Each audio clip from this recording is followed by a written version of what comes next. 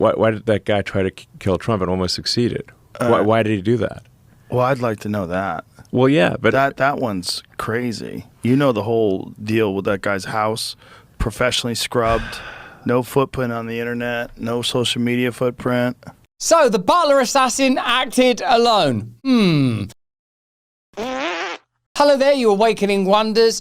New analysis out of the FBI suggests that the Butler assassin acted alone. Is that true? Could that possibly be true? We have here a bullet-pointed list of reasons why that simply can't be true from Wall Street apes, who you may follow on X, who are absolutely fantastic. Let's have a look at Joe Rogan's conversation with Elon Musk, and I suppose ponder together the implication that once you're inside an institution like the FBI, you have sets of obligations that you simply don't have when you're streaming on Rumble. Let's get into it. Why did that guy try to kill Trump and almost succeeded? Why did he do that?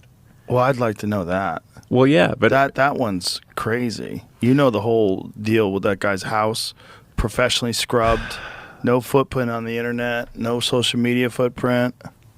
Yeah, there's 0% chance that he has no social media footprint. We don't know anything, right? And everyone stopped asking questions, and there was never a formal report. There was never press conferences where they detailed all the information that we know currently and where the investigation stands at the moment.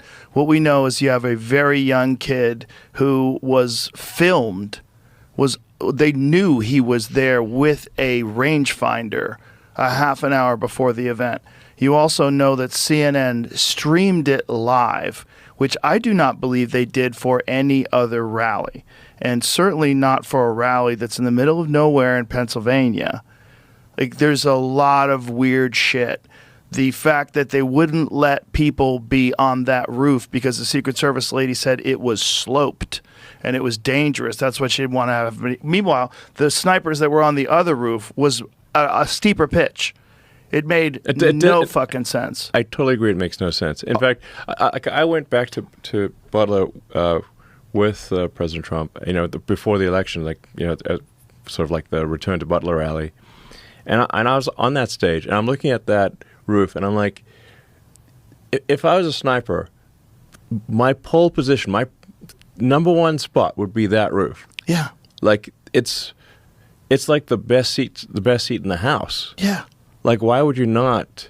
No, it's so obvious. It's the best seat in the house. And like, if you want to be a sniper, there isn't a better position. It was pretty obvious that the idea was, like, if we're saying that this is a coordinated assassination attempt, and it very well could have been, that's what you would do. You'd have someone go up there, he shoots the president, you shoot him, you got Lee Harvey Oswald all over again. JFK it's over. Repeat. It's all wrapped up nice and clean.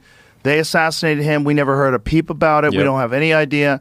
They would concoct some sort of story. He was radicalized by this or that, or, he was on medication. Who knows? Right. And now, you have a completely different presidential election, and you have a murder on live television. Here's a breakdown of some of the areas of inquiry that seem pretty significant to me. The assassin's house was professionally scrubbed. I mean, that's concerning, isn't it? His home was scrubbed, so there wasn't even silverware. He has no internet footprint, no social media footprint. He was in a BlackRock commercial.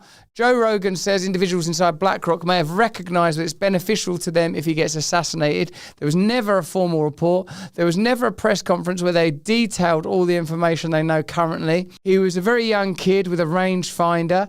CNN streamed it live, which Rogan does not believe they did for any other rally, and certainly not for a rally that's in the middle of nowhere.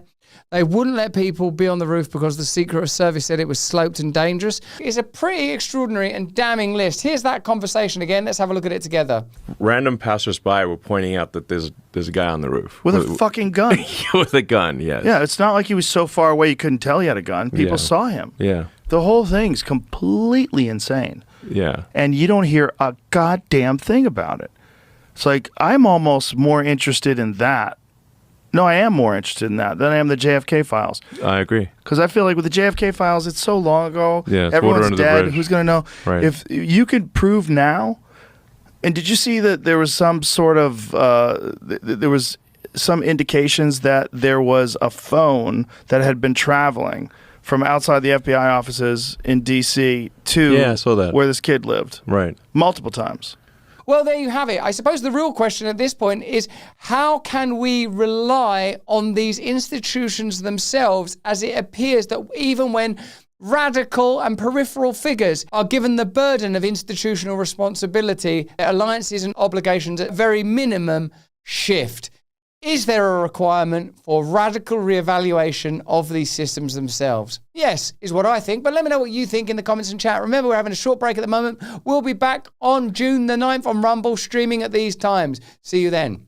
If you get Rumble Premium, you don't only get great content creators like old Rusty Brandstein, AIPAC-supported Zionist, you also get Mustafa Brandishahad. He loves Islam. Also, you get old Russ. He loves Trump. And then you get Russell. He's a big fan of Kamala Harris. How many people do you need on one channel? You gotta get it. Not only do you get me, you get Mug Club with Crowder.